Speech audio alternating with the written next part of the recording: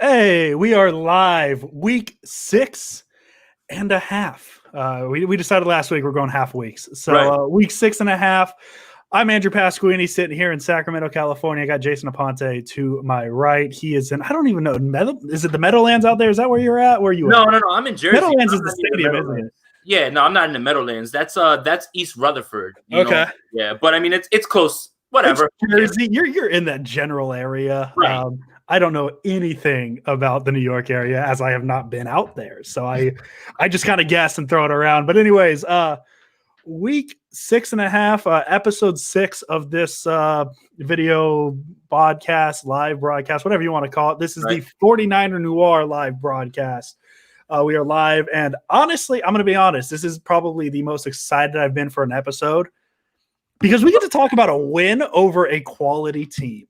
For sure. What's up, Barry? Thanks for tuning in. Barry? And it's been a while. I mean, the last quality win against a quality team the 49ers have had, probably the NFC Championship game against the Packers. I mean, you could argue how good of a team that was, but it's not a win against the Giants. It's not a win against the Jets. Right. It's a win against the Los Angeles Rams, a divisional win that moves the Niners to 3-3. It was a good Sunday night game. It was one of those games where the Niners came out early.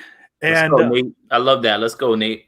The Niners, it was the closest version to the what year was last year? 2019 version. No, I almost said 2020. Like 2020 has been so long. It was probably the closest version to the 2019 49ers we've seen this year. The offense was running. The defense was playing well. It got a little close at the end, and I have a take on that we could talk about in a little bit. It revolves around the offensive system and who the system is. I tweeted it on Sunday night. But what were your quick, rapid reactions before we really dive into the game with the 24-16 victory over the Los Angeles Rams? Right. I mean, honestly, man, kudos to Kyle Shanahan, right? He dialed up a game plan that did three things. Got Jimmy in rhythm, kept Aaron Donald at bay, and got this offense again, it's like a shooter. You need to see the ball go through the hoop. And then when you do, all of a sudden it starts to become easy. And I think it was great that Kyle did that, right? For all the talk all week about, vertical, Kyle decided to implement a game plan that, one, was fast, keeping Aaron Donald away from him, but also getting him to see throws and complete throws and get his confidence up. And you could see it build across the game. Another takeaway is that Raheem Mostert is the most integral piece to this offense. Hands down. Yep. I don't want to hear a discussion about it anymore. Okay. Without Raheem Mostert, this offense looks completely different. And you saw it in this game. You saw the two parallels. When he's in there, even the threat of Raheem Mostert is enough to keep defenses honest and open up so much more. He's a home run hitter. And what else I really, really respected about Mostert this game, he ran hard. He was running through people. He wasn't trying to hit home runs and try to slide by people. He carried 5 Rams on his back. Raheem Mostert is the engine to this offense. Now, having said all that, Raheem Mostert is going to be going on short-term IR. That stinks. But Raheem Mostert, now you see when he talked about bulking up, when he talked about, trying to take on more carries, you can see his running style changing. He's still that threat to take it all the way, but goodness gracious, did he take all those runs inside? And Tony said it right here. Yeah, it's true, man. Like he for a guy who is such a glider, right? It almost looks like Mostert is just like on ice skates. He was carrying people for extra yards, man, and he's like it's bittersweet. Right, we learned this this week, but then we find out that unfortunately he's going to go on short-term IR. But man, he is incredible, man. Worth every penny of that raise, honestly. Yeah, and I mean, I guess we'll start there. I think Mostert is the offense. He is probably I know Kittle's there. I know obviously Debo and Ayuk are there, but he's the piece that really makes the offense work. And I mean, just look at this is just looking at this game. It's not looking at a season as a whole. The 49ers drive chart. First drive, 6 plays, 76 yards, touchdown. 6 plays, 18 yards, punt. 10 plays, 87 yards, touchdown. 13 plays, 75 yards, touchdown. 6 plays, 29 yards, end of half. Mostert plays the first play of the second half goes out. Drive chart for the second half. 3 plays, -1 yard punt. 3 plays, 7 yards punt. 4 plays, 23 yards punt. 7 plays, 28 yards punt. 7 plays, 20 yards field goal, and then 6 yards, 22 yards, or 6 plays, 22 yards, end of game. Yeah. I don't think it's a coincidence that the offense started punting the ball a lot more when Mostert went out. For sure. And then also with all the quick throws and everything to get Jimmy going, it was all ball control, right? Like it was clear Kyle wanted to run the ball and just hold on to the ball as long as he could to keep the Rams offense off the field. And that's genius. Here's the thing about what Kyle's going to have to do the rest of the year. He's going to have to draw up these opponent-specific game plans, right? Like this worked against the Rams because you have to hold Aaron Donald back. Next week against the Patriots have a guy who can cover anybody, the defensive player of the year over there, and you're going to have to tailor your game plan to how to defeat them. And that's what Kyle's going to have to do week to week with this without Mostert, right? He's going to have to put important game plans together. The offensive line has to continue to be dogs like they were this entire week. Good God. I don't know what it was. Did Mike McGlinchey Mike McGlinchey said he heard all of us. Hey, Mike, you listening? You stink. Keep going. We're just going to say that every week now? Yeah, that's it. I mean, if he's going to hear us, cool. Fine, use it. Instead of complaining about blocking people on Twitter, listen to the armchair quarterbacks who don't have it right and go out there and pop somebody in the mouth and shut us all up. And you did that, Mike. And to hear him say that means that the entire offensive line heard that, and they played like Daniel Brunskill. Are you Aaron Donald's dad? Yeah, that's the thing is I think it had a combination of hearing what people were saying about the offensive line and then them sitting and saying, okay, well, we got Aaron Donald this week. And Donald only had one pressure? Did he? Was it one? I know the famous picture that's been going around on Niner Twitter was the 1 pressure on 22 snaps. I don't know what he finished with. I haven't seen it yet. I haven't seen the official pressure numbers, but they held Aaron Donald. I mean, they essentially shut him out for what he is and how good he is. They essentially shut him out. And part of it had to do with how quick Garoppolo was getting rid of the ball. I mean, I think he averaged around 2.5 seconds snap to throw. And I know a lot of that's on Shanahan, but I mean, Aaron Donald's the type where he can blow up an offensive line in 2.5 seconds is way too long. Yeah. And so for the offensive line to still be able to sit there and contain Aaron Donald, more of that, please. Just more of that, please. Right. The other thing is Jimmy's jersey, it looked like as white as it was when he first walked out. Yeah. Like, did he even get touched? And that's the thing, right? So all of this has to like coincide with each other, right? Yes. The quick throws, the good offensive line play, and then it's like Kyle built up the entire offense's confidence. The line, right? They had that little dog in them. They had heard us talking about them, and all of it worked out perfectly on that first half. That first half was like, wow. I'm like, oh my God, this is last year's team, And then of course we get the news about Mostert, and that's when it tapers off. But I gotta say, man, another really good silver lining is it's got to be Hasty over McKinnon going forward, at least for carries, right? Yeah. Here's one thing. Here's what I'll say. Jerick McKinnon is the best back, pass catching back, and the best in pass pro. Yeah. That's for sure.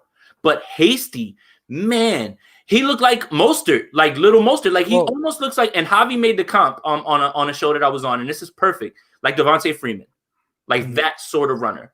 And Hasty looks good. Hasty has to get more work than McKinnon this week. He needs to be the one who actually handles the carries, and McKinnon be the third down back. McKinnon just doesn't have the explosion. It's obviously been robbed from him with all the injuries and everything as well too.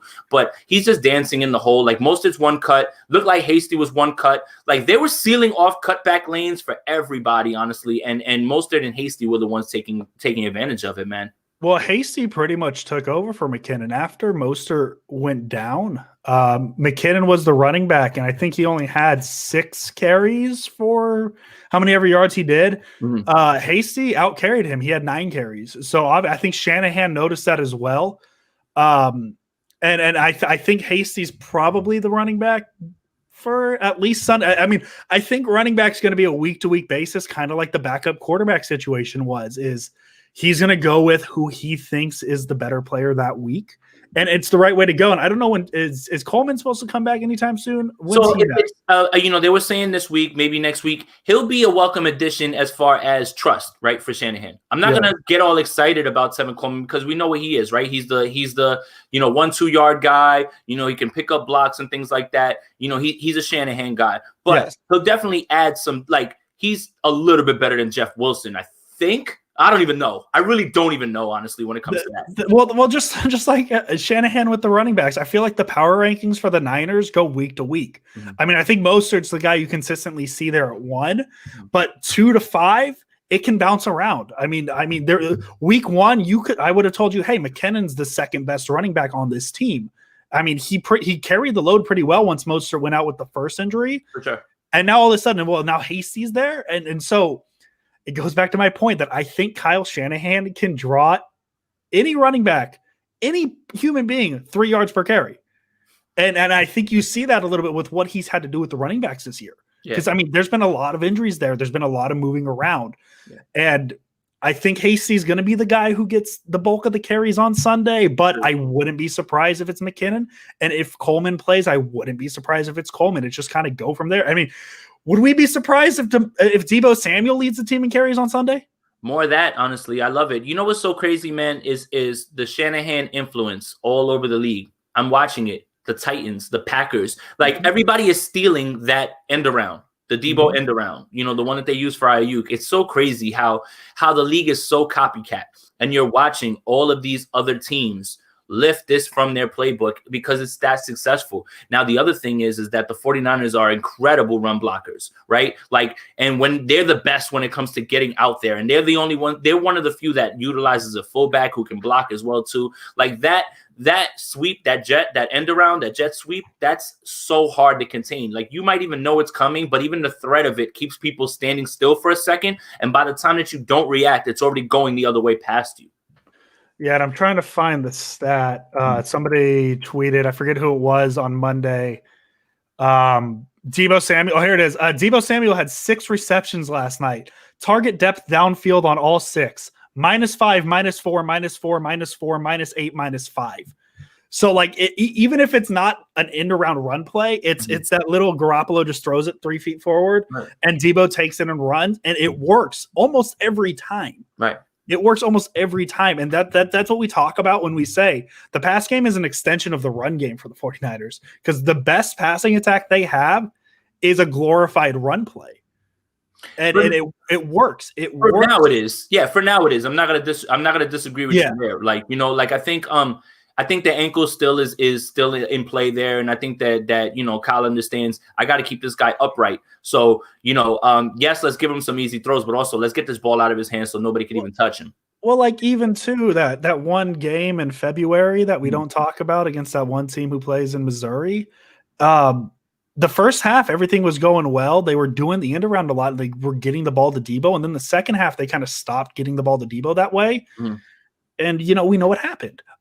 So like obviously, like we're talking about all these offensive weapons, and we're talking about how Mostert's the most important piece of the offense. And now, like, I'm slowly convincing myself that like Deebo might be the most important part of this offense. So and I think that's what the Kyle Shanahan offense is because we've talked about Mostert, and I'm looking at the stats real quick. That's why I'm not looking at you. We've talked about Mostert. We've talked about Deebo. You know whose name we haven't said who had 7 receptions for 109 yards and a touchdown? Greg Kittle? George Kittle, him too, whatever, Do you listen to Part of My Take? Is that where you got that from? Yeah, I don't, but I know that's a joke out there. Yeah, that's a joke. But yeah, George, we haven't even said George Kittle's name. Yeah. And he had 7 receptions for 109 yards. Yeah. So it's Shanahan offense. So here, let me ask you, what was your favorite Jimmy throw? Because I have like 2 or 3 that I could choose from, because that one to Kittle on 4th and 2, right? Like that, he has a free rusher coming right at him. Yeah. And he places that ball exactly where it needed to be, right there for Kittle. Yeah. And goodness gracious, man, that got me juiced. Because I was like, wow, look at Jimmy. He sees the free runner. He knows he has to get that ball out. He gets it out on time, accurate, takes the hit and spins. And you let one of the Yak boys go to work. All 3 Yak boys scored this week. All 3 of them. Yeah, they did. For me personally, just because I like the little integral things, I really like the Ayuk touchdown. Yeah. And Javi messaged me too about it. We were talking about it because I posted it when the All-22 came out. Just that quick little shoulder. And I know part of it is Kendrick Bourne taking the defender with him, because when the Niners are in that goal line situation, Kendrick Bourne's the guy they go to. Right, he is. But that's also Jimmy knowing that Kendrick Bourne is the guy they usually go to. So him using that little shoulder fake to get 41 off of Ayuk to open up that window. I mean, that's just a good quarterback play. Yeah. That's a very good, just that quick fake, got it just enough room. That's up there. The Kittle throw was there. The Bourne throw in the middle of the field too is up there, man. Like that's the one that me and Javi were talking about, because I said the same thing you said, right? And there's two things to look at on that play if you guys get a chance to watch it again. It's the bunch formation, and when you get all three of those guys separating in different ways, it causes confusion. That's one. But Jimmy did an amazing job of looking right long enough to shade the defender away and then getting right back to Ayuk and tossing that right in there in between them where they both had no shot at it. So I'm with you on that one. That Bourne one, though, the Bourne one in the middle of the field is down the field, right? Like in the middle. It's not even in the middle of the field. It's toward the hash mark. Both of those, it could be either of those. Javi said that was his favorite, but I said, listen, imagine a week where we can pick and have different opinions on what was Jimmy Garoppolo's best throw. Yeah, it's wild, right? And what's funny is, like, we're talking about all these throws. You know what my favorite Garoppolo play was? And it might have been his dumbest throw, 4th and 2. Yeah, exactly. His dumbest play, man, was that 6 or 7 yard gain where he just went head first into a pile to get as much yardage as he can. And it's a dumb play for a guy who gets hurt a lot, but it shows you how much he wants this. Yeah. Like, he had plenty of time to get down, but he's like, no, I'm going to get 2 or 3 more yards. And yes, that's may have what injured him in Kansas City, but it's a sign that the toughness is getting back. It's a sign that, like, mentally maybe he's getting better, because listen, like, I don't want to sit here and say I know the mentality of tearing your ACL and getting hurt like that, but it's got to be in the back of your mind for a while, especially when you're playing a sport like football. So for him to dive forward like he did into a pile, the Kittle effect, let's call it that. Right. So that's I'm glad he brought that up. I didn't mean to cut you off real quick, but like, so on the Hidden Pearls podcast, which is Kittle's Pops podcast, they had Jimmy on and they asked him about it, and he said that Kittle told him, Kittle said that he told him that when you initiate the contact, it hurts less.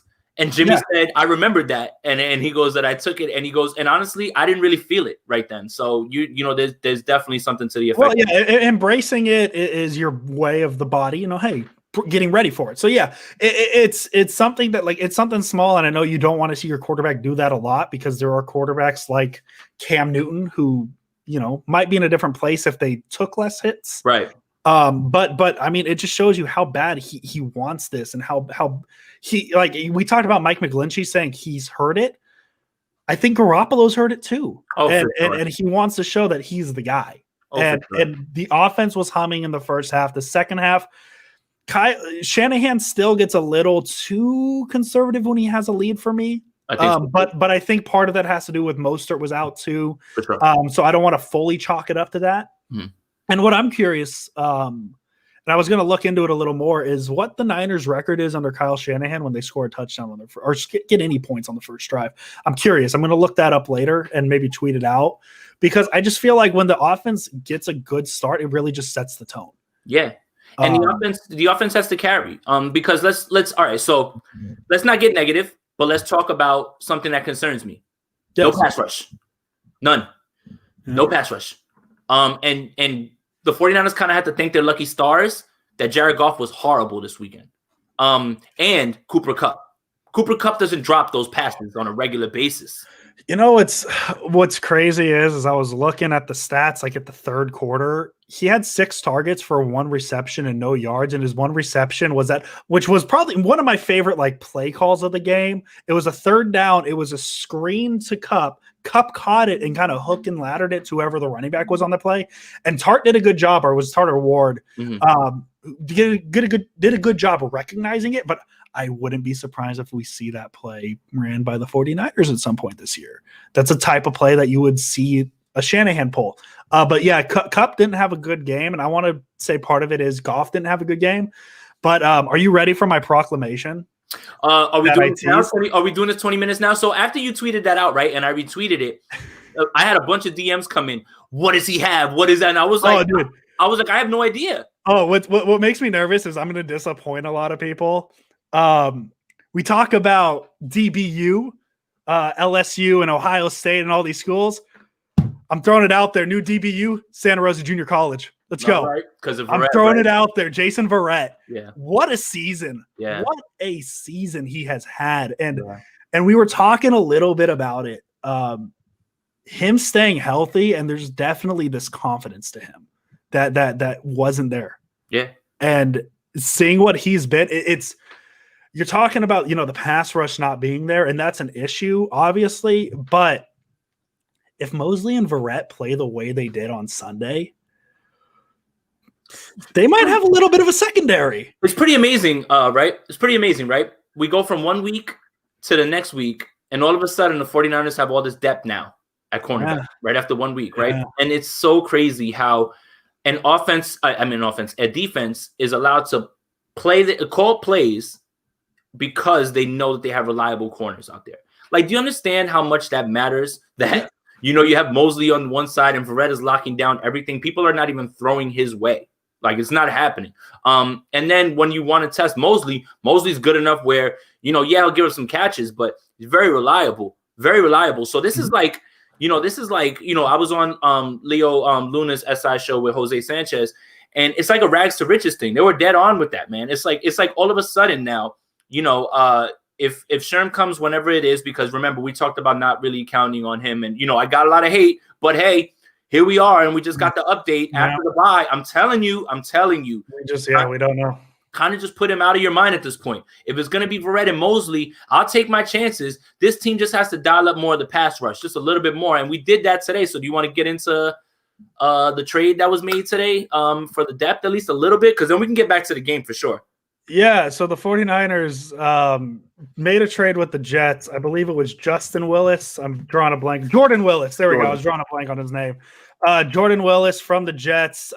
He's a pass rusher. Yep. That's really my knowledge on him. I'm not going to sit and pretend like I know Jordan Willis. And yes, I was going to bring that up. That's a good point too. Listen, I know, and we did this a little bit last week. We talk about reacting to one game as it's a whole thing. And we're doing a little bit with it with Mosley and Verrett because that was their first game together. But if they can do that next week and then the week after and then K1 comes back. Well, here's the thing, Andrew. This is what impresses me the most about it. These aren't two receivers that you're guarding that are just like whatever guys, right? It's Cooper Kupp and Robert Woods, right? Now, we're talking about this week. Name the player from the Patriots that makes you nervous down the field. Nobody. Edelman lives in the middle of the field. James White is just a flat guy, right? So Mosley and Verrett are going to be fine this week. I'm really interested. I mean, I know I'm looking a little bit too far into next week. I'm really interested into figuring out how exactly the Patriots intend to threaten the 49ers downfield. Like, I really am, because I watched their game. Last week against the Broncos, this week against the Broncos, 8 of their first 13 plays were runs, including design runs for Cam. There's nobody, N'Keal Harry isn't it. They don't have anybody that can go down the field. Edelman's just going to live in the middle of the field for him as a safety blanket. And the same thing, they were running plays where they were handing it off to Julian Edelman to throw it to James White. That's all you really need to know, honestly. So, this week they're going to have another great chance to continue build up confidence. And then if we can get all three of those guys back for DK and Tyler Lockett, and then we can get K1 in there, doing what Jamar Taylor's been doing with the blitzing and stuff like that, then we can't look ahead. But this week should be advantageous to both of them, honestly, this week again. So, but yeah, back to Willis. I don't, look, guys, at first I had to say who. I really did. I'm not going to pretend like I know it all. I definitely don't. But I did look him up. Situational pass rusher, went to Kansas State, combine warrior. He'll be used, in and out to keep guys fresh and stuff like that. Look, if Deion Jordan's getting snaps, we might as well give this kid some snaps at this point, right?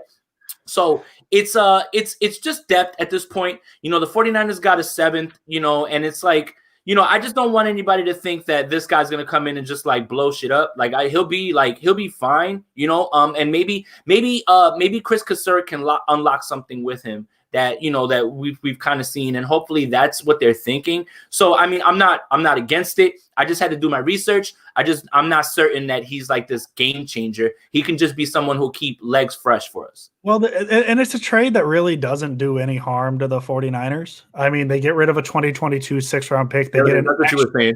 I made that joke and Javi got mad at me. I jokingly said, "Hey, let Jordan Willis choose number 52 so we could just all reuse our Patrick Willis jerseys." And he didn't like that. And I'm like, "Yeah, I realized like that was a joke. Of course, that was a joke. Just like I was joking when I said, "Hey, at least when the Niners lost to the Eagles, they were a first place team," and people took that real seriously. Right. But they get a 7th-round pick in 2021. I'm gonna look up Jordan Willis and maybe I'll tweet some stuff out because I'll watch some of his college tape. Jets fans didn't seem happy, and I take that with a grain of salt, not just because they're never happy, but also because fan bases like to overreact. I'm sure there will be fans that if the Niners ever traded, I don't know, Mark Alshire. I'm sure if there's Niner fans, if the Niners ever trade Alshire, which Alshire is a very good player, they would overreact. So take that as you may. It's a depth piece, and the Niners really do need depth. And it doesn't hurt that if, let's just say he comes in on Sunday, and let's say he gets 20 snaps. Let's just throw a wild number out. What was Ziggy Ansah getting? Like something like that. Like just but like let's just pretend. Let's just say he gets 20 snaps. I know that's a high number, and let's say he gets 4 pressures, something insane. And now maybe you go, well, maybe we have something here. Mm-hmm. That's more than you could say for the edge rushers right now, because I know Kerry Hyder. We've talked about him a lot. He's been great, but other than Hyder, who's really been consistent on the edge, it gets Armstead a little bit more on the inside, which is where that's what I was trying to get out of you, and I think that's what really is going to be impactful. If we can get Armstead inside, then I think for the where is Eric Armstead crowd, you're about to see that kick up if this kid, and it's not going to happen this week, right? Because he's not going to be able to pass all the COVID protocols. But I think that's 5 days, right? Right. That's the thinking inside of the building, is that it's going to kick Armstead inside and he's going to eat in there, and you're going to have another person coming off the edge. So that's a great point, Andrew. That's what I was going to allude to, and you nailed it right there. I think that is bigger than the signing itself. Like the impact that he can have on this team is more schematically than anything. Yeah, no, and they also need bodies at the edge, so they went out and got one. Right. Just to change a topic, Dre Greenlaw and tackles at the goal line. Name a better duo. I'll wait. My God. So look, Andrew cursed at me in a text message, right? And I was like, and I was like, at first, because I was like, oh my God, I was like, he must have heard what I was saying about him to other people. I'm very curious. I don't know what you're talking about. What are you talking about? So look, honestly, I feel like the play that's going to be overlooked is that Greenlaw tackle, right? Yeah. And I couldn't stop thinking about those 3 plays in succession and what those things meant, right? Dre Greenlaw is such a reliable tackler. Like he is like shot out of a cannon, continue to keep his eyes on him. And he completely obliterated Henderson and stopped him from he completely stopped his forward progress and knocked him off. Mm-hmm. That's a touchdown if that's Quan Alexander. Just letting you know right now. Mm-hmm. Just letting you know right now. That's not an opinion. If Quan Alexander is the one who has to make that play, that's a touchdown. Okay? Mm-hmm. That happens. Cup makes the drop. Cup dropped that ball. At first I thought it was a good play by I think Mosley was on that side. Mosley was there. From the TV angle, it looked like Mosley made a good play, but then you saw the other angle and Cup dropped it. Cup dropped it for sure. That's what I'm saying about. We got lucky with them having off games because that's a touchdown. That's a touchdown. And then the last play right after that is the Verrett interception where he peels off, which is fucking beautiful, man. Put that shit in the Louvre. But my God, Dre Greenlaw, it's so crazy. Like this duo, it needs to be Warner and him. That's it, man. I'm sorry, man. I love Quan. I love what the juice that he brings to the team and all that stuff. Hot boys, all that stuff. Please do not get it twisted. But Dre Greenlaw is such a sure tackler, and he's in his 2nd year. It's just like, dude, you cannot keep this guy off the field anymore. Well, and like what the most impressive thing is like his angles too, right? Like if he's off by a little bit on either side, that's a touchdown. But he took the right angle. He knows where to be. He absolutely, I mean, the play that we all talk about is the play at the 1 yard line in Seattle last year. He just knows where to be. And that's something that you can't really teach. That's just instincts taking over. And without that tackle, it's a touchdown, and you don't have the Verrett interception on 4th and 2. And I mean, and it's a little, I know everybody said, well, you know, it's a 4th down interception. What does that mean? The ball's coming up. He caught it in the end zone, and it flipped the field instantly, because if he doesn't pick that ball off, the Niners start that drive at the 1. Right, and they probably run it a few times, and they just punt, and then they'll be right back in the same situation where they're on their side of the field trying to defend again. Excellent point. And so for them to get that extra 20 yards, and I don't think they did much with that drive, to be honest. If I doesn't matter, that was a backbreaker. That one felt like that was their shot right there, and the Rams just didn't execute. Like they didn't, man. Cup, you throw that ball to Cup that way in that spot 9 more times, that he makes that catch 9 more times. Let me see. I'm looking it up. I had it. Okay, so yeah, so it was intercepted. So the ball comes out at the 20. The 49ers get 23 yards. So they punted from their own 43, which put the Rams at their own 14. Okay. If let's just say he drops it and the same thing happens, the 49ers get 23 yards. They're punting from the 23-yard line, and you can now bump the Rams starting field position up 14 or 20 yards roughly. And the Rams ended up getting the ball to their own 39, and they had to punt the ball. You move that up 20 yards now at the 49, and that might be an area where they're like, hey, let's go for it, or let's kick a field, or excuse me, the 41-yard. So like, I know it's very integral and like there's a lot of numbers involved, but the interception took a punt into a punt and turned it, and it could have been a Niners punt into a Rams field goal at the very least. Yeah. So like just small things like that interception. And we go back to the confidence for him to have the confidence to, because if you watch that play, he slides. Reynolds is his man. He recognizes he has the confidence to see that Goff wasn't going to throw it to Reynolds. He slides off and gets, I think it was intended to Woods. No, it was intended to Reynolds. He was on Woods, so he peels. Okay, I got that backwards. Yeah, he peels off of Woods, and Reynolds is the bigger guy in the red zone, so that's why you see him throw it up high enough for Reynolds to get it. And then, you know, just to double onto your point, Reynolds was the one who caught that bomb at the end of the game where just Mosley didn't track the ball at the end. That was it. Mosley just panicked. Like he got there and he was like, and he didn't look at the ball. That's all that was. What helped is Reynolds mistimed his jump, which made Mosley jump a little early. Mm-hmm. And the ball was just there for Reynolds because Mosley, like honestly, Mosley was just playing Reynolds, and Reynolds made a mistake, which ended up being a good thing for Reynolds. So, I mean, I that wasn't a play where I'd sit there and be like, oh, Mosley misplayed it. I mean, obviously you could track the ball better. Yeah. But at that point, if you're playing the receiver, you got to react to receiver, which is what Mosley did. Yeah. It's just Reynolds had a bad reaction. Right. But back to your Verrett point, like just keep going on that because you're absolutely right, man. And the thing is you can see it on the broadcast, but then it's like when you see it when you saw it on the All 22, it was like it's like poetry in motion. Like he's back to where he was in his mind frame and where he was, where he's recognizing these routes and he's so smart that he knows that he can just leave off of his man and go and make this play, man. It's incredible, man. It's this Jason Verrett thing. Where would the 49ers be right now if they didn't continue to stick with Jason Verrett, man? Like seriously, all jokes aside. Brian Allen.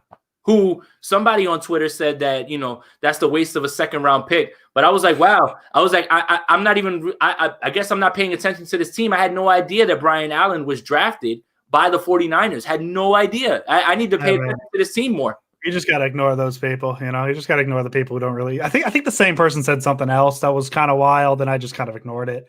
Do we have any last things on the Ram game before we put this one to bed?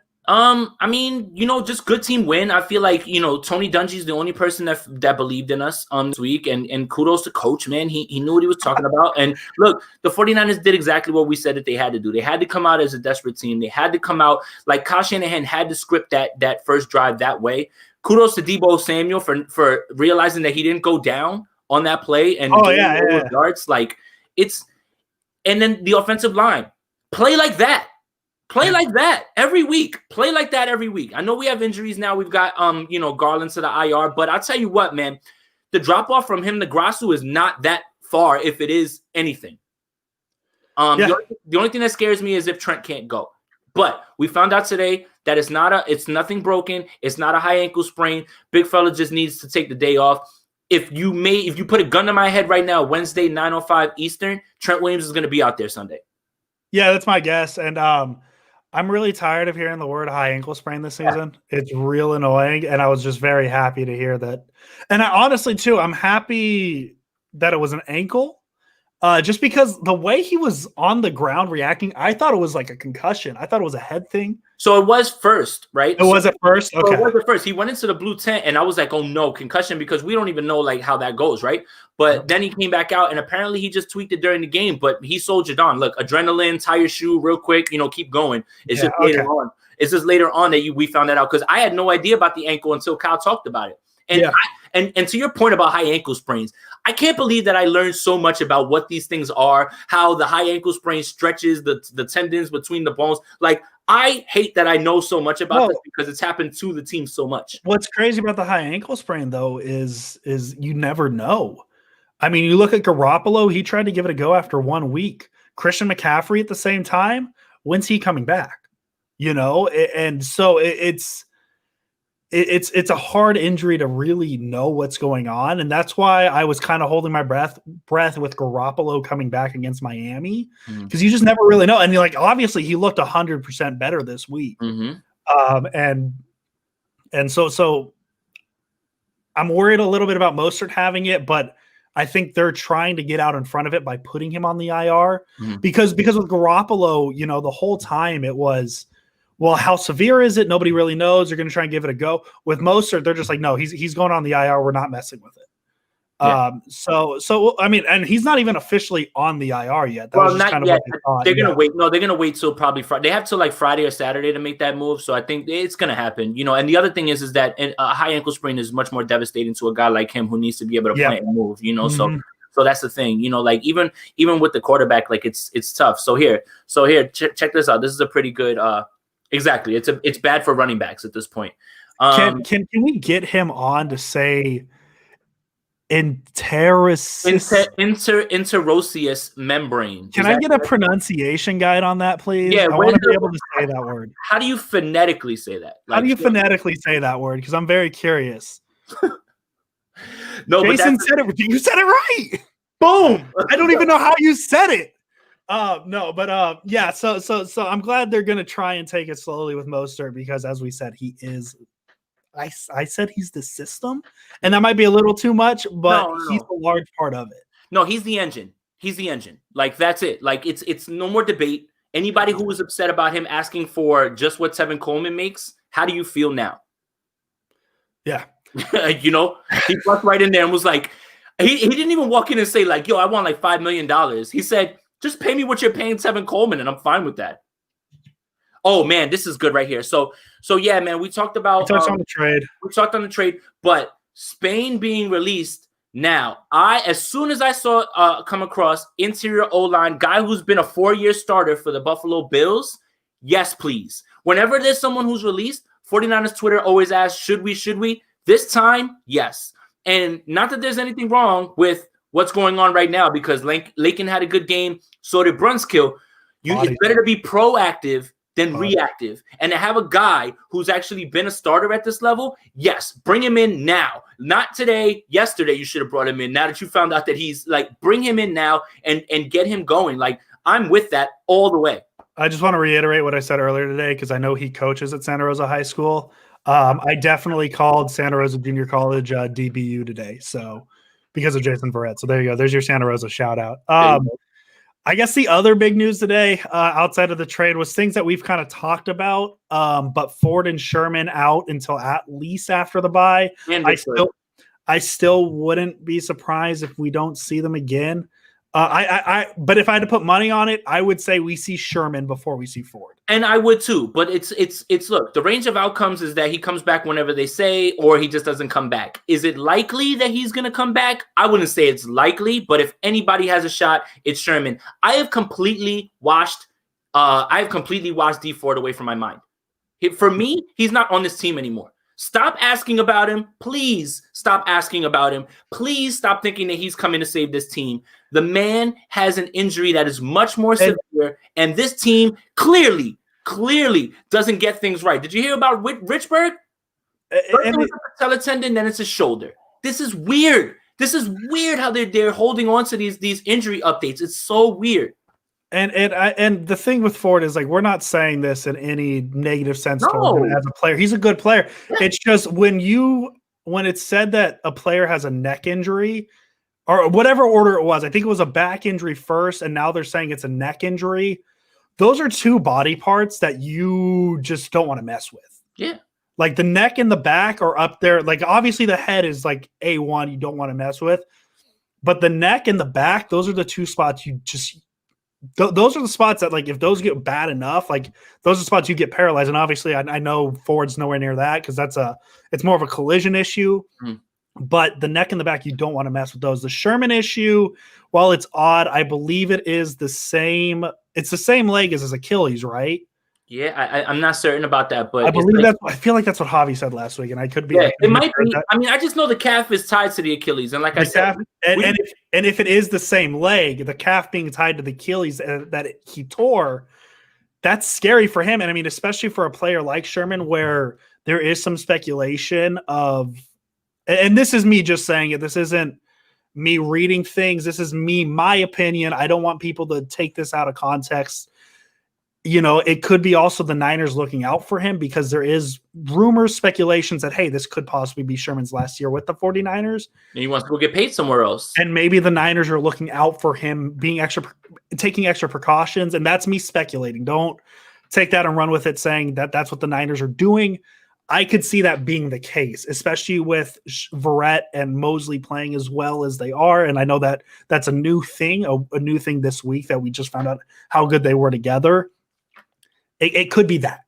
It just sucks that we're not going to get to see probably Sherman and Verrett, you know, on the field at the same time, right? And then all of a sudden, the 49ers have all this depth at cornerback. Like, you know, Mosley's a starter who's going to have to probably, you know, not kick in the nickel because Kwan's going to be back. And it's like, it's just frustrating. It almost felt like the same thing where we didn't get to see Ford and Bosa. That's a good nickname, Board. Yeah, sort of. Whatever, let's run with it. Ford and Bosa at the same time. You know, that's the problem. So it's like, it's tough, man. It's look, the Ford thing, I you know, it's just so weird how now we're getting updates about it. We hadn't heard anything about it at all. And then the Sherman thing is like a setback on the calf. And then the Richburg thing really got to me, okay? Because the patella is one thing to come back from, right? But then to hear that he has shoulder surgery that we're just finding out about in the offseason that contributed to the setback, it makes me nervous for any sort of injury update that this team gives us. I don't like this. Look, gamesmanship is one thing. Getting it wrong and screwing things up is a whole other thing. And that's my point when I talk about this. You can keep things close to the vest in order to psych out your opponent. But when you're getting things wrong and guys are getting setbacks during rehab, I'm getting scared for Nick Bosa to rehab with whatever training team is here. There, I said it. Yeah. The last thing I want to say on Sherman too. You know, I'm a big Sherman guy, and I've always been a big Sherman guy, even in Seattle. I know he was he's a Draymond Green type that, you know, you love him on your team, you hate him if he's not. Right. He brought in a mindset, man. He came in knowing that this team, like he picked the 49ers. This wasn't like Seattle was looking to offload him and the Niners got him at a good trade. He picked to come to the 49ers because he knew what Kyle Shanahan was building and he wanted to be a part of it. Yeah. And he was the guy who brought in the winning mentality. Because, I mean, you look at the Shanahan team he came into, who was it, right? Who was the guy? Who was the locker room leader at the point? George Kittle wasn't who he was yet. Nope. You know, so Sherman came in and he gave a mindset to this team. And I will always appreciate Richard. Richard Sherman's probably the one jersey I want to get for the 49ers right now, just because of what he is and who he represents to this franchise at this point. Right. And for him to pick the 49ers in free, because he could have gone anywhere else and had a chance. He could have gone to, I don't know, who was good 3 years ago. He could have gone to the Patriots and been like, no, I'm going to get my easy ring. I'm going to have a chance at an easy ring. No, he came in here, and part of it probably was he wanted to play. I was about to say, I know that's a good chunk of it, but I'm not a Rays guy. I'm a Giants guy. Thank you very much. Yeah, he is a Giants guy. I was going to say I have a lot of hats back there. Okay, I wear hats. Sherman coming in and picking the 49ers was to me the first little inkling that Shanahan's doing something right here, because a veteran like Richard Sherman, whose days are numbered, isn't going to pick a team that went 2-14 the year before because he just wants to be here. Right. So I do want to make sure I say that, and I do hope we see Sherman again. For sure. I 100% hope we see him again. It'll be a boost, right? So last year, right, the pass rush covered up the coverage deficiencies. Now potentially we can have the coverage pass up cover up for the pass rush, and that's the luxury. See, I want to make sure I say this correctly because it's only been 3 games, but what Jason Verrett brings to the table as a corner probably makes him the best cornerback on this team. Let me explain. Sherman is a cover 3 corner, the smartest in the game.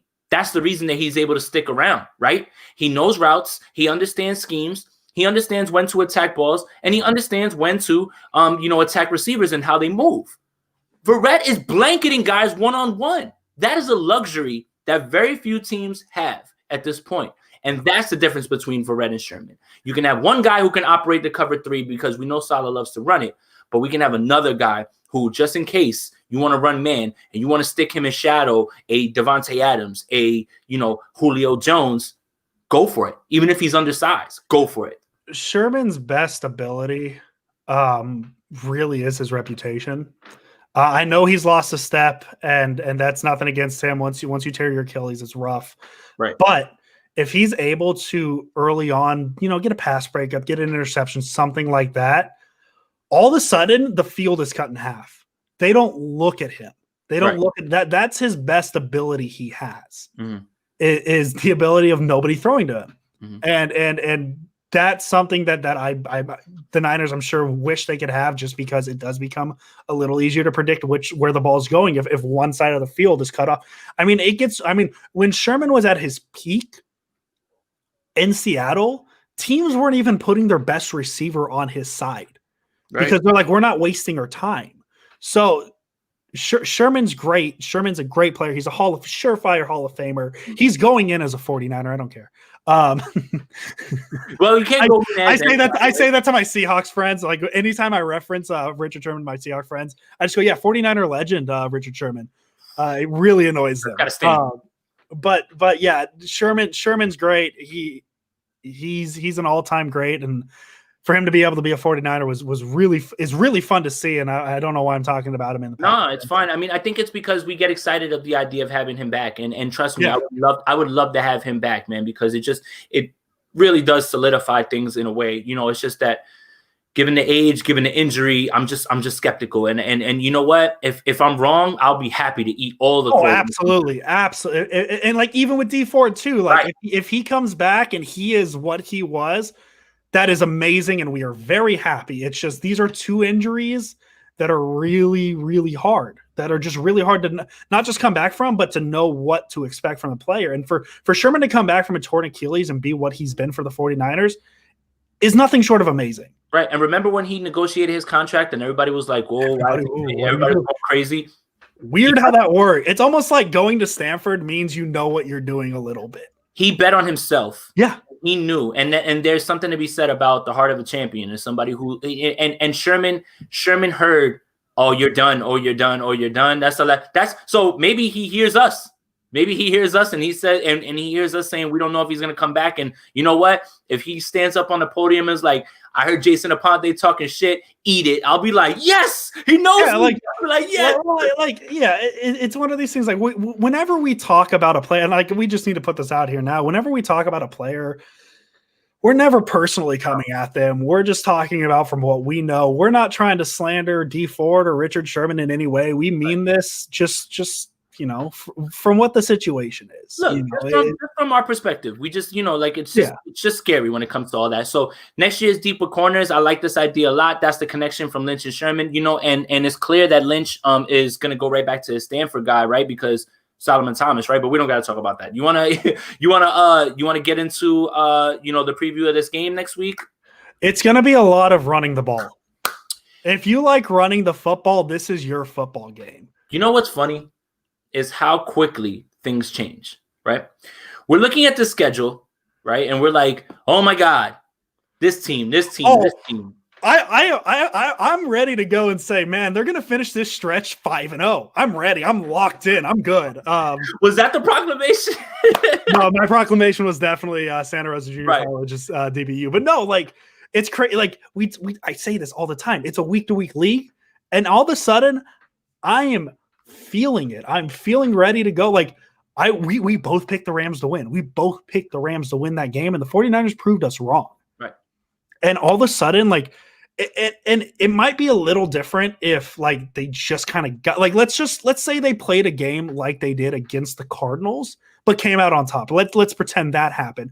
We might be a little different. We might be talking about this a little differently. That was the 2019 49ers. And I apologize if my mic's really loud, guys. I don't know how. I've been messing with my stuff lately, so if I'm loud, let me know. I'll adjust. You're good. That was the closest thing we've seen to the 2019 team this season. And I feel a lot better about this team at this point. Right. As I said, if it was a win like the game against the Cardinals, but they win, I wouldn't be feeling as good.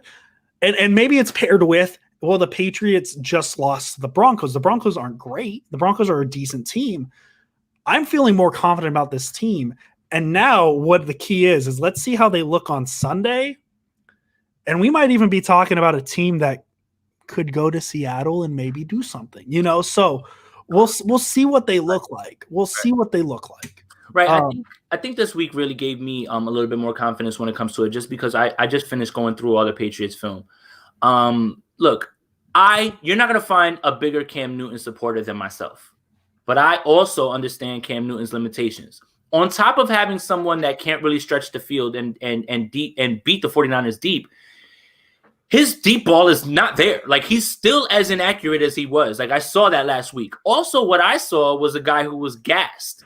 Now, how much of that has to do with not getting practice reps or COVID? Speculation. Of course. COVID does, from what we know, it does mess with your lungs.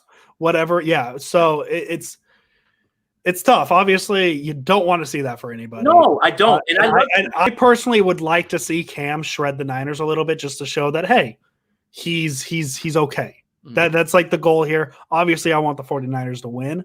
Mm-hmm. But yeah, how much of it? I'm going to guess a lot of it was he didn't have a lot of practice time the past couple of weeks. And I'm sure after a full week of practice, it'll be back. Mm-hmm. But yeah, this is a different Patriot team than we've seen. His two targets are Edelman and White. That's it. And N'Keal Harry has 0 catches for 0 yards last week. What's going on with Sony Michel? Sony Michel's on IR. And he was on for COVID. So Damian Harris is going to be the guy handling the early down work. And then James White is going to be his usual satellite self. When he's on the field, 9 times out of 10 it's a pass.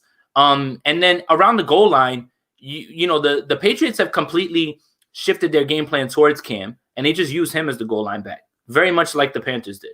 They're not even trying to hide it. So it's they'll put Cam. They'll be on the one. They'll put Cam in shotgun. He'll get it, and he's just gonna run straight. That's it. So the only thing that really concerns me, and we have to get back to it. But Quan's not gonna be out there, and I hate to keep picking on Quan because I think that it's a lot more to it when it comes to the running stopping running quarterbacks. Can this team hold him from dicing them up running the ball, because they have designed runs for him. Like I said, 8 out of the first 13 plays were runs. One of them was a designed run. And the interception that he threw, I don't know if you got a chance to see it, was literally one of the most incredible interceptions a defensive lineman has ever made in their life. And I guarantee you it was the flukiest thing. He got hit, the ball went up, and this big, huge D lineman jumps under it and dives under it. It was fluky. But I'm trying to figure out where the offense comes from with this team, especially in the passing game, man. I just don't know. I really don't. And that's what gives me more confidence. The only thing that scares me, and now we can shift it to this, Is there any coach that knows James Garoppolo better than Bill Belichick? Well, that's what I was gonna say. Is like you're talking about the run game and you know their ability to get Cam the run. We see the things how much the Niners. What should No. the No. I was reading that. I was like, wait, why is Josh Rosen on? Sorry, I got distracted by that. I wouldn't mind it, but they're not. Yeah, sure, why not? I don't think that's going to be a thing. Right. Because don't they have to be on the active roster Something. if they pick them up off the practice squad or something like that? Something. If you and I have noticed the things that the 49ers struggle with in terms of stopping mobile quarterbacks, Bill Belichick has already beat them. Like already figured out how to beat that.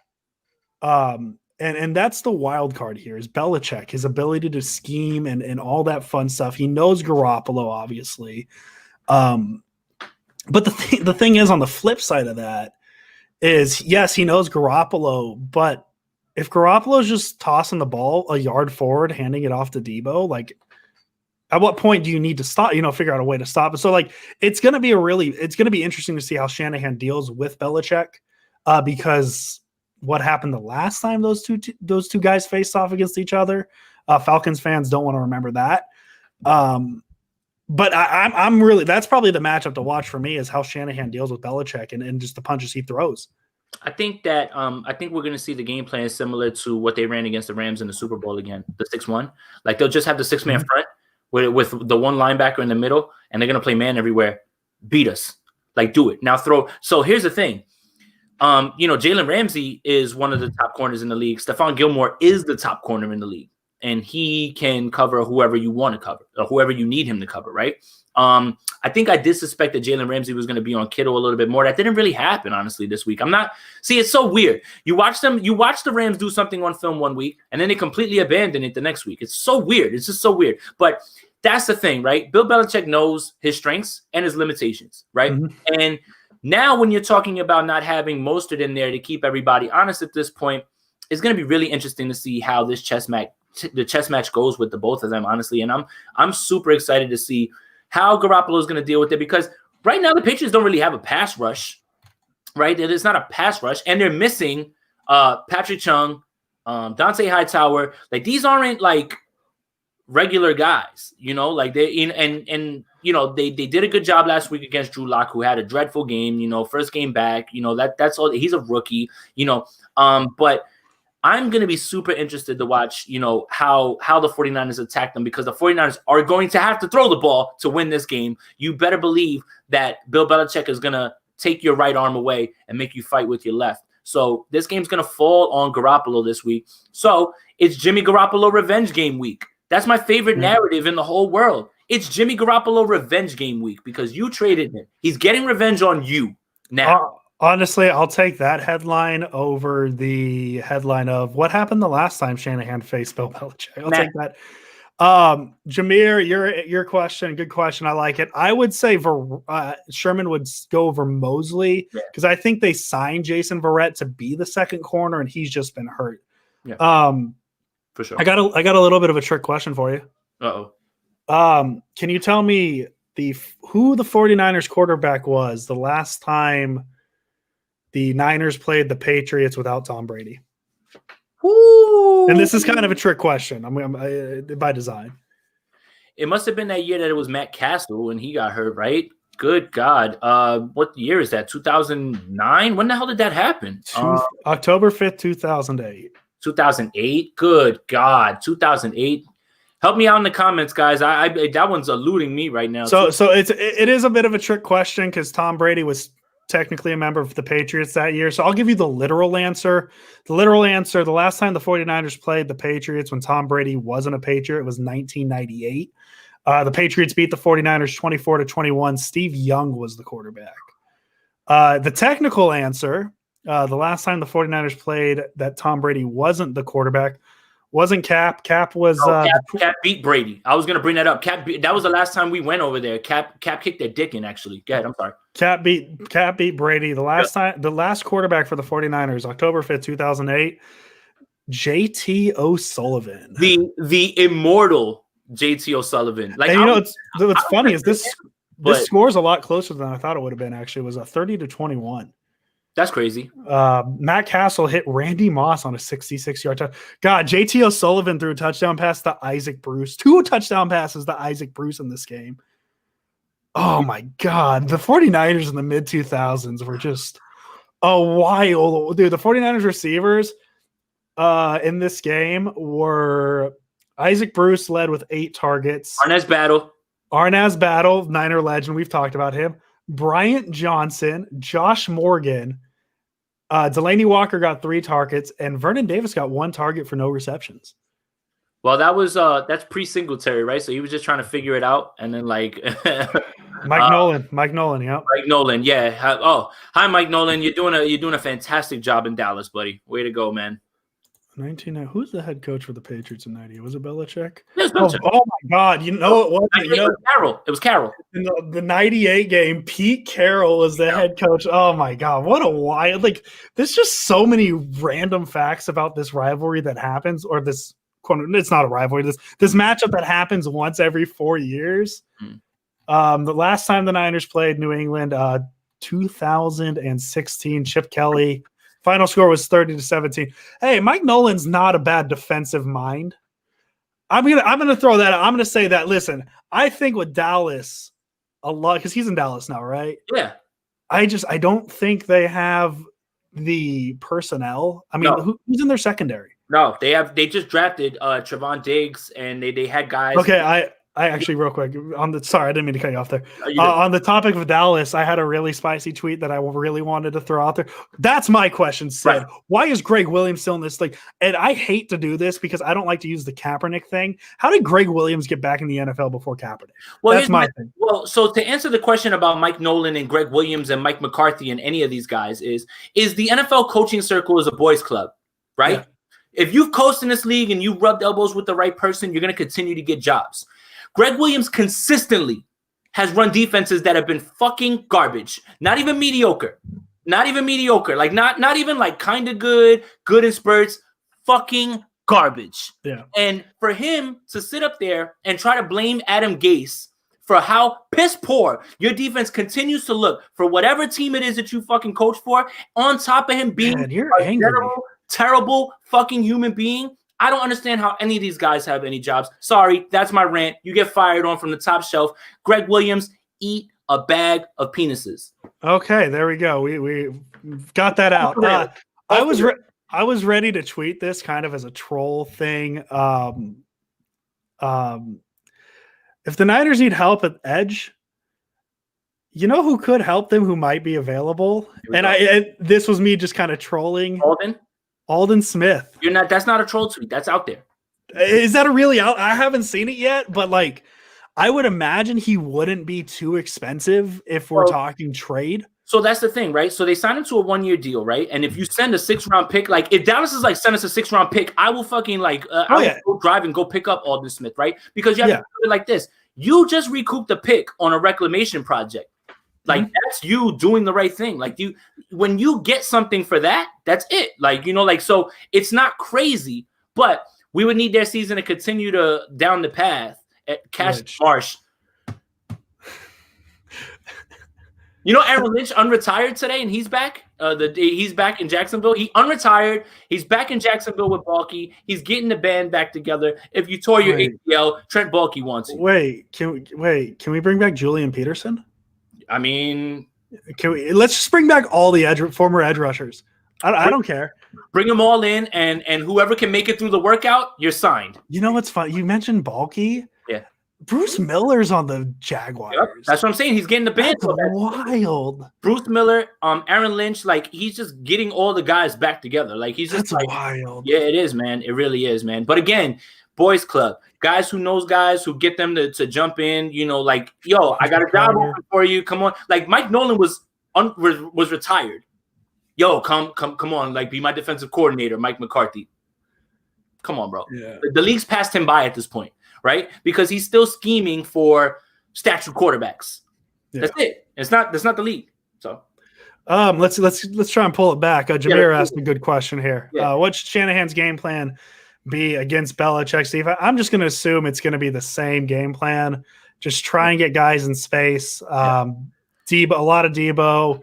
You got to kill Kittle. You gotta make them defend Kittle, and you have to kill him with it, like, because Gilmore's not going to come and shade him in the middle. And as I say that, watch it be all Gilmore all over Kittle this week. But I mean, you really have to pepper him with Kittle. Like, if you listen to what Bill Belichick said this week, he's scared. Oh, he's scared because he praised the shit out of him.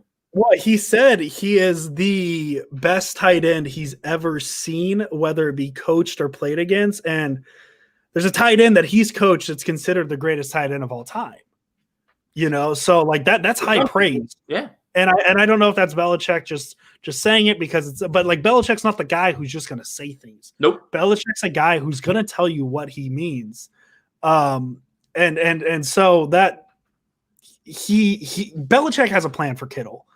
And the goal is for the 49ers offense to feature somebody else to get pressure off of Kittle, whether it be Debo, whether it be Kendrick Bourne, whether it be Ayuk, whether it be Hasty. Kittle's going to be key, but I'm assuming Belichick has a plan for Kittle. He has to, but here's the problem. Can the personnel hold that up, right? Like, it's one thing to say, I'm going to shade a safety over the top, or, they play a lot of single high. They're cool with leaving Gilmore on an island with whoever. Like, I really feel like Kyle Shanahan has to sacrifice one of our guys to Gilmore. Just like throw him over there. And unfortunately, if you're playing fantasy football and you find out that was the guy that Gilmore was shadowing, you're probably not going to have a good day this week. So I just have more I have more confidence that Kittle can beat their matchups, because Patrick Chung was going to be the one who would have been guarding him. And this is, I don't even know if this is really tied, but Aqib Talib, somebody, I forget who told me, but Aqib Talib on his podcast said that Bill Belichick called him before the year started to ask him to just come down and guard tight ends. That's it. And he said no. So if Bill Belichick is asking Aqib Talib, who was unsigned and wound up retiring, then it's a concern on his team. If Patrick Chung was there and they had Dante Hightower, then I'm scared of them blanketing. Yeah. I don't know if the personnel to do it now. And I got to give Belichick credit, because his defense was gashed by guys who chose to sit out the season. And I'm all in the conspiracy theory that Belichick just kind of told his guys, hey, take a year off. We'll get a quarterback in the draft. It's a low-key tank. It's a low key, but the thing is like they go on and sign Cam, which tells me like, okay, they're actually trying to compete, which good on them. They could have easily believe that. But like Cam's a good enough player. Like if you're sitting there saying, hey, we're trying to tank for, let's just say, Trevor Lawrence to get that quarterback, you don't go out and sign Cam. You don't sign a guy who's had success in the NFL. Like, you're just like, okay, we're gonna run with Brian Hoyer, right?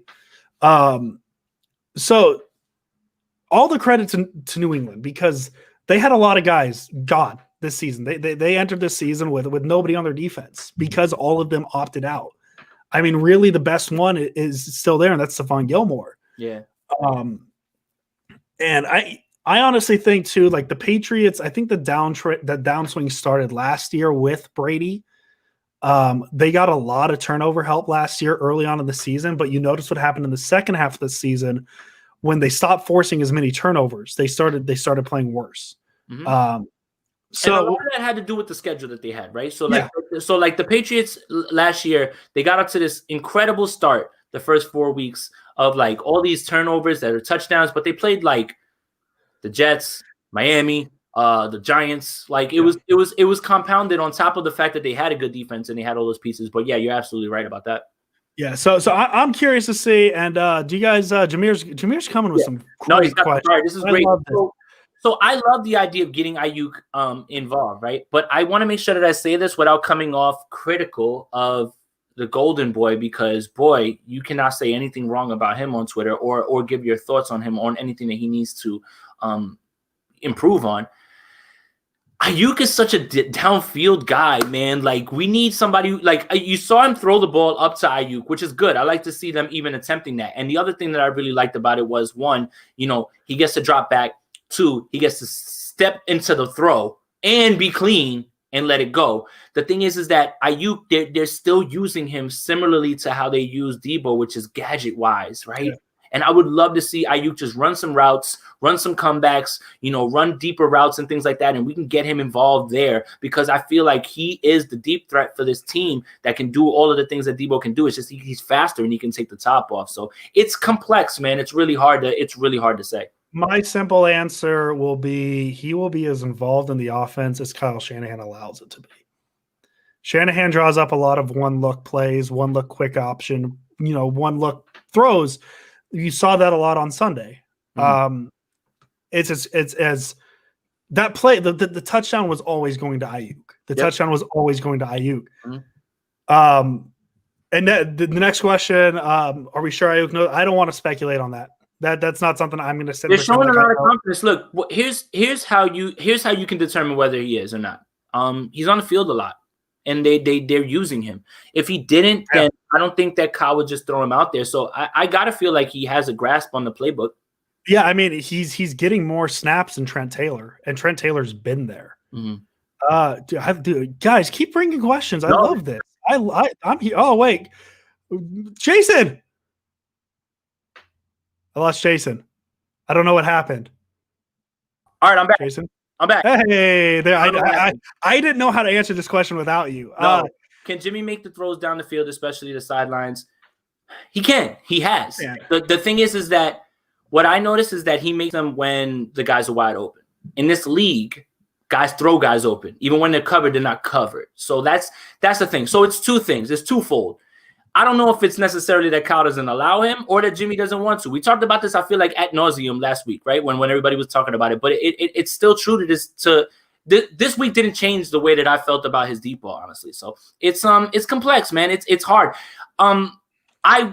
We knew in 2017 that this was something that Jimmy struggled with going down the field, right? And again, he's in the Patriots mode of dink and dunk and things like that. And almost all of the throws that he hit downfield, like the Sanders one is one comes to mind, that there was someone covering, in New Orleans. He was covered and he made that catch. But as far as like one-on-one contested catches and throws and stuff, like I'm not certain that's his forte, and I don't want to make him do something that he's not good at. And I think we only really, if I remember correctly, we only really saw one deep throw from him on Sunday night, and that was the use check play. And that one has been, criticized. Wow. All right. Can we talk about that one a little bit, just real quick, man?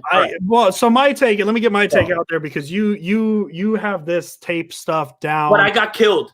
So I'll let you go first. I got killed for my take. To me, I think he felt that pressure a little quicker than he needed to. Thank you. I think he saw the guy coming, and I think he saw him coming a little quicker, because that's not a throw an NFL quarterback misses like that.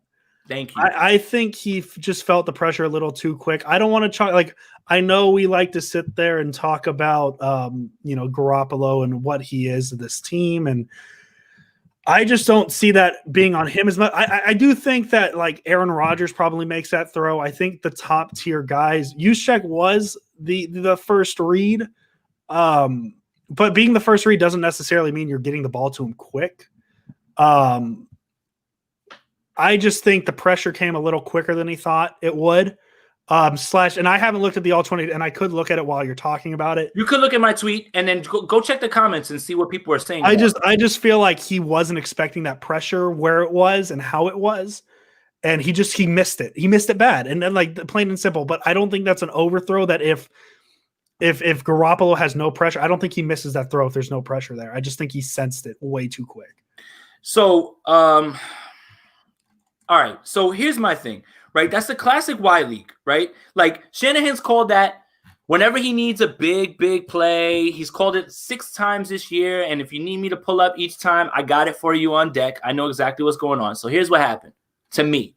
When I said that he rushed the throw, people said, oh, he threw it too late. No, what I mean is when he dropped back and got on his back foot, he double clutches, pats the ball, right?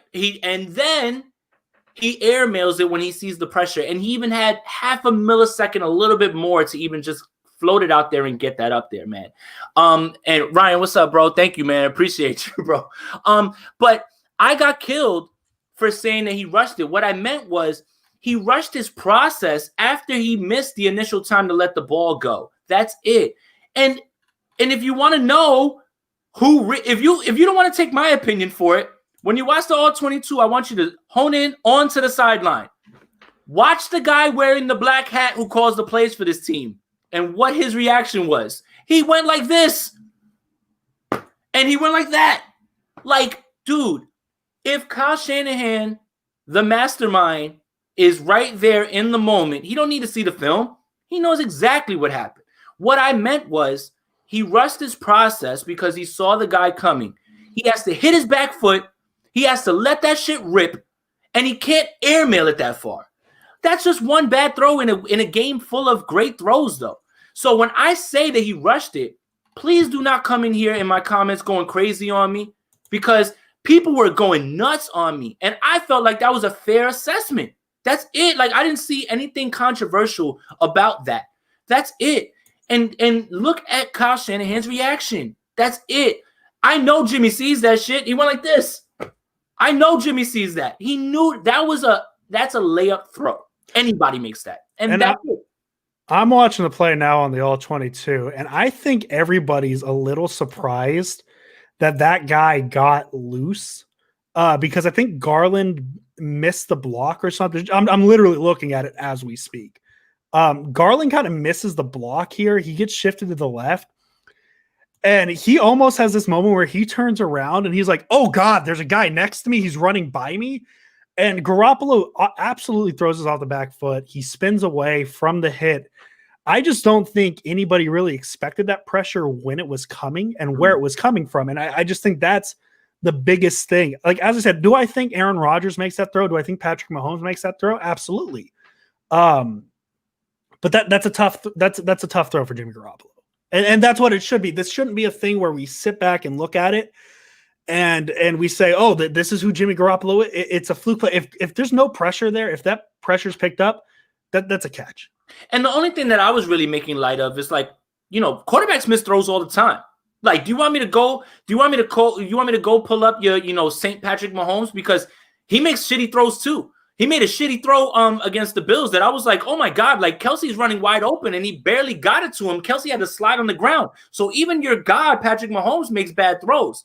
I really posted it just because it was funny to see Kyle's reaction right there in the moment. And then it turned into all this, like, venom in the comments from all these guys who I had no idea played professional football their entire lives and had this grasp on all these game plans and shit. Like, I'm so surprised that none of these guys on Twitter have jobs, man. Like, what are you guys doing on Twitter, and why hasn't anybody hired you? Like, I don't get it. But whatever. I digress. But yes, that was the throw that I was like, that one's you gotta have that one, because it's a good point someone else brought up, and I forget who it is, and I'm not gonna take credit for it. You complete that throw, that's a field goal at least, and the game's over. We're getting a lot of questions about why Juszczyk isn't using the offense more. They use him for those plays. I think part of his value is you kind of forget he's there, and then he just kind of leaks out. That's what happens. And if you use him too much, that element of surprise is gone. That's the thing. So if you watch the play again, Juice goes in motion from the set, and he goes to the side, and then he goes the idea of the route is to go underneath the linebackers and then leak to the sideline, right? It's a layup throw. If you guys want to remember the biggest throw that this happened, week 17 last year, right? Seattle builds a little bit of momentum, and boom, Jimmy hits him right out of the gate right there, and that's it. So it's something that's there for them, right? So it's supposed to be one of those plays that's supposed to either build momentum or also get guys off of you if they're coming back on offense on you. So that's the thing. It's one of those plays that when he needs a play, that's it. That's it right there. So D-Flow, but why does Kyle give up on throwing deep even if our quarterback misses one throw? I think a lot of Shanahan's offense is lulling the offense into those short passes and lulling the defense into those short passes, and then boom, there's the deep shot. Right. I think a lot of it's there. Yeah. Here, what about this one? I'm going to give a very boring answer. I think they're going to stand pat. Yeah, it's strange, right? Because I've been, whenever I get on shows and I get this question, I've been saying, package Pettis in a 6th or a 7th or even a 5th and go get Ryan Kerrigan out of Washington, right? But it all depends on where this team stands, right? Like, you can't make this move. Like, if the 49ers, God forbid, go out here and throw up a donut against the Patriots and they get boat raced by Seattle, what exactly are we being buyers for at the trading deadline for? So I think the next few weeks, it's going to be interesting to see how this plays out. I would love to get Ryan Kerrigan. Carl Lawson's going to cost a little bit too much at this point, probably. But I would not be mad if the 49ers held on to all of their draft picks at this point. I really wouldn't. Yeah, and the thing is, they're going to have to trade for an expiring contract, because if they take on any contract for next year, that complicates a lot of things just because of the lack of salary cap space they have. It's real easy. Listen, Niner fan, I know we love to be like, oh, Jamal Adams is available. When Antonio Brown, the whole trade thing was going on with him, Antonio Brown's available. It's real easy to do that, but they don't have a lot of cap space. How about this one? We touched on it a little bit earlier. I think our consensus answer was whoever has the hot hand. Yeah. Whoever Shanahan thinks is the best running back of the day. Early downs, Hasty. Third down, McKinnon. It's got to be that. Just because we saw the difference when they were on the field last week, man. Like you could tell, Hasty gets upfield, McKinnon dances a little bit. He just doesn't make it work. It's not a perfect thing right here. So, and then this one's good. If Williams isn't a tackle, who's his replacement? His replacement is Justin School. Yeah, we're jumping on the school bus, baby. I like Justin School, man. He showed me a lot, man, in his time. He replaced, was Staley was hurt last year, right? It was Staley, and he came in and played pretty well. I think he had one bad game. Yeah. And I forget who it was against, but Skull came in pretty well, and he's a pretty good backup. Yeah, he is. And that's my thing with adding Spain, right? Is having guys that can step in, right? And we don't have to put, guys in harm's way. But like School looks good, man. Like I'm fine with him, man. I'm good, and if Brunskill can continue to play the way that he did, like I think Brunskill really just was like, oh man, I really want to shut this Donald dude down, because he that the Debo touchdown is the one that I pointed to as where I was like, holy shit, this guy's dominating right now, because he's grabbing Donald and he's blocking him like a tango. Donald can't go anywhere, and the play's going to his side. So it's like he's sealing this off on this guy who's having an incredible year. And it just really sent the message to them like, yeah, you're not about to fuck around with this offensive line this week. We're not playing with you. Yeah, no, and I mean, now the thing that scares me a little bit is now they've set the expectation that, hey, you stop Aaron Donald, you could stop anybody at this point. Now, no more sacks this year, but let's keep it a little realistic here. Right. That's my thing too. That's what it was. When I pointed out Spain, they're like, but Brunskill balled out last week. I was like, read the last part of what you just said last week. Are you just going to take it as he's turned the corner and that's fine? Like, I don't know if that's the case. And you better not be banking on that. That's why you need to be proactive and not reactive when it comes to the depth of this offensive line. This week. It looks like Seattle week, which that's right on time. Yep. Is this game a must-win confidence game? Listen, I'm going to put it like this. My thing is, I think every game at this point is a must-win, especially in the NFC West. Any game you lose at this point is just another game you're going to fall behind. Yeah. I think that's the simple answer. But yeah, I do think so. I think, especially too with how well they played last week, to build off the confidence of last week. Now you're playing a quote-unquote lesser opponent. Well, it changed, right? Because we looked at it and we were like, oh, God, they got to play the Patriots. And then you watch them play the Broncos and you're like, oh, that kind of feels winnable now. Well, what's funny is so I went to my friend's house again. So my Rams fan friend and my Dolphins fan friend live together. That's a good point. We were That's a good point. That's a good point. I think so too. I think that's what it is. Well, Aaron Donald, a lot of what he uses is his he low man wins, and he's the low man more often than not. The Rams, I didn't realize. So the Rams are 4-2, right? Do you know who the Rams' 4 wins are against? The NFC least. Washington, Dallas, the Giants, the Eagles. They are 4-0 against the NFC East. The gauntlet. Yeah, and that's a tough division to play this early. And honestly, the Rams are more of an unknown than I thought they were. Yeah, because they beat the teams they should beat. That's a sign of a good team. But who's their 2 losses against? They lost to the 49ers and the Bills. Yep, those are 2 good teams that they quote unquote got blown out by the Bills. I know they came back and made it close, but they were down 28. They shot themselves in the foot though that whole game to get them back in the game.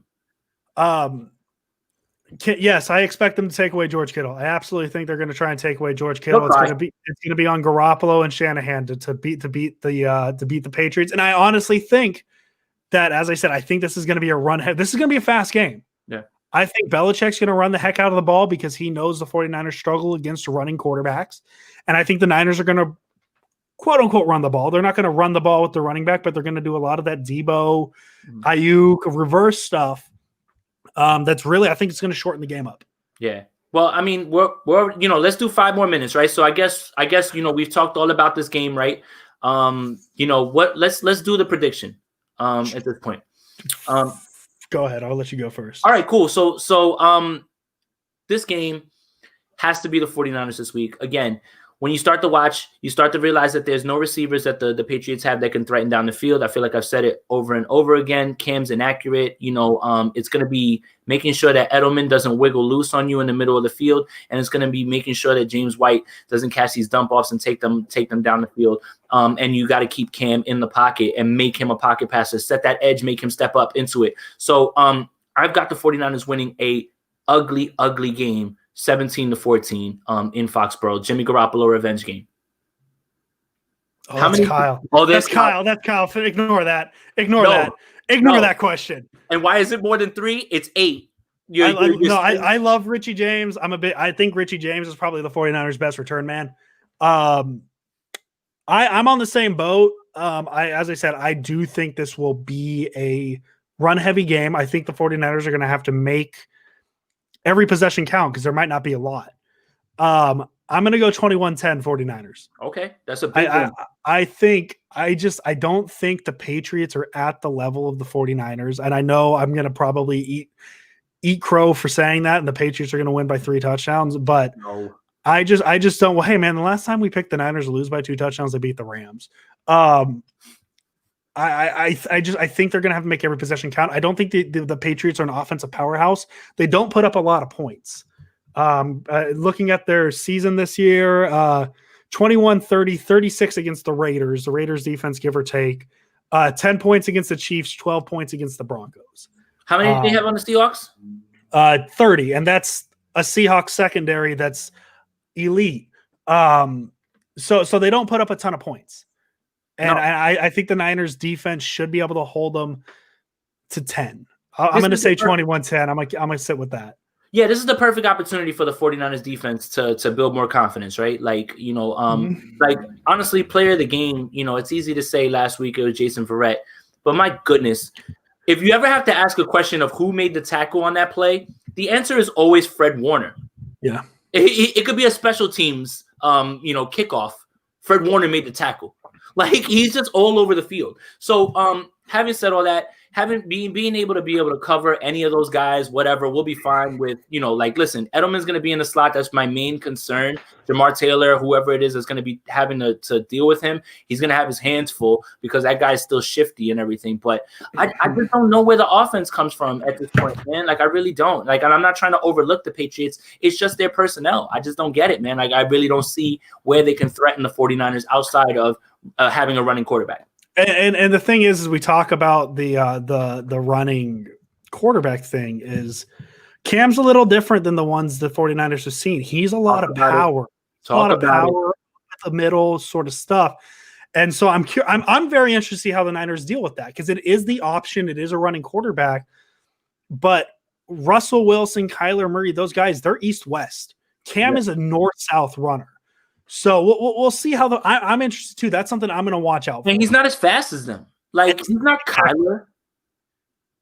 Like, he's a big physical runner. Right. It's not like he's gonna eat up 10, 12, 15 every time just off of speed. It better just be a coverage breakdown. Yeah, so we'll see. I'm very curious. Cam's not a guy who's going to make – because where the 49ers get hurt the most is those plays where the quarterback has to make something happen. He's not the guy that's going to extend a play like that. Because he's not fast enough to do that. He is mobile, but he's not fast per se. He's obviously faster than your normal. But the thing is in that case, it was like 1 or 2. Well, there was one design run that was completely blown on coverage, right, on the adjustments, right. And then when Wentz was running out, it was because we weren't able to bring him down in the pocket. He's elusive. He wasn't really like killing us with the zone read that game. So that would be the difference there. But the one time that he ran zone read, Deion Jordan and Quan completely botched it. They both ran inside and they left out the outside. So, I'm not as scared of Cam doing what Kyler does. Like Kyler will get 10, 15 and slide just off his speed. Like Andrew said, they're going to use him at the goal line. He's their goal line back. Like, that's it. They're just going to get him and run him forward. So I'm not as scared in that way. They're really going to have to, like this. And here's the difference. This is going to be a big Dre Greenlaw game this game. Because Dre Greenlaw is not letting those tackles get by. Yep. Right? So this is all shaping up for a good win for the 49ers.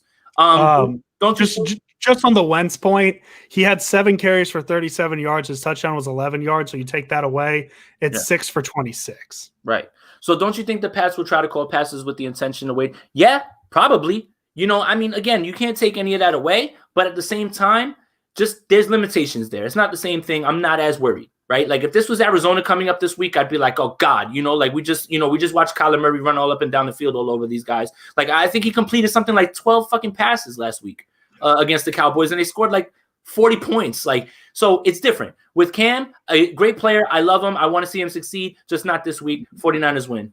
And to answer Ryan before we head out, Quan did not practice today. I'm assuming he's not playing he's dealing with that high ankle sprain too. And so also, don't sleep on the fact that the coaching staff is probably like, yeah, you know what, take another day off, take another week off, just hang out, so.